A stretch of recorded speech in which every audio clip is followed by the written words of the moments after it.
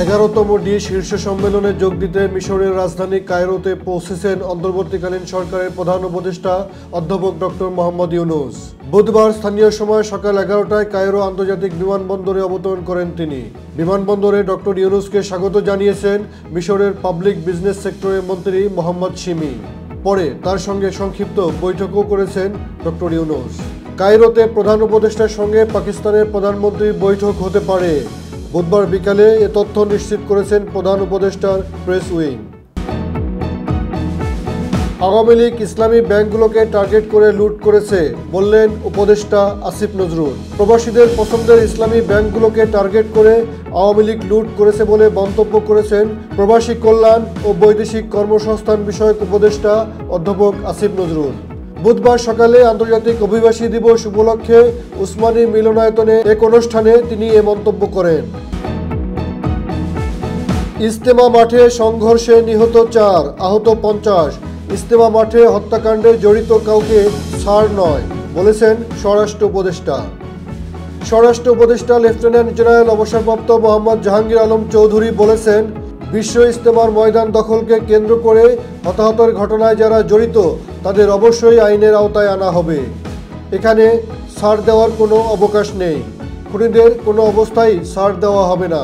বুধবার সচিবালয়ে স্বরাষ্ট্র মন্ত্রণালয় সম্মেলন কক্ষে মাওলানা সাদ ও জুবায়েরপন্থীদের বৈঠক শেষে উপদেষ্টা কথা বলেন। জুলাই গণ অভ্যুত্থান অধিদপ্তর গঠন করতে যাচ্ছে অন্তর্বর্তী সরকার। জুলাই গণ অভ্যুত্থানের ইতিহাস সংরক্ষণ, নিহতদের পরিবার ও আহতদের পুনর্বাসন এবং গণ অভ্যুত্থানের আদর্শকে রাষ্ট্রীয়ভাবে প্রতিষ্ঠিত করতে এ উদ্যোগ নেওয়া হয়েছে। এই অধিদপ্তর মুক্তিযুদ্ধ বিষয়ক মন্ত্রণালয়ের আওতাধীন থাকবে।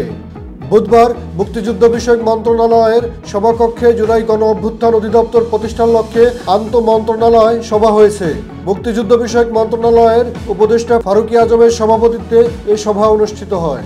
মন্ত্রণালয়ের সংবাদ বিজ্ঞপ্তিতে বলা হয়েছে, জুলাই গণ অভ্যুত্থানের ইতিহাস ও স্মৃতি সংরক্ষণ, গণ অভ্যুত্থানের শহীদদের পরিবার এবং আহত ছাত্র জনতার পুনর্বাসন সহ গণ অভ্যুত্থানের আদর্শ ও চেতনাকে রাষ্ট্রীয় ও জাতীয় জীবনে সুপ্রতিষ্ঠিত করাই হবে এই অধিদপ্তরের উদ্দেশ্য।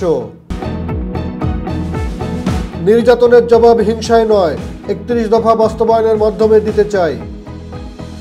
আমাদের প্রতি নির্যাতনের জবাব হিংসায় নয়, 31 দফা বাস্তবায়নের মাধ্যমে দিতে চাই বলে জানিয়েছেন বিএনপির ভারপ্রাপ্ত চেয়ারম্যান তারেক রহমান।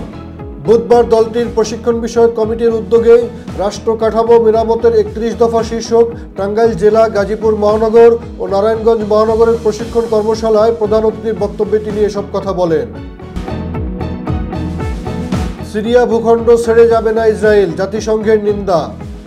ইসরায়েল সেনারা সিরিয়ার ভূখণ্ড ছেড়ে যাবে না।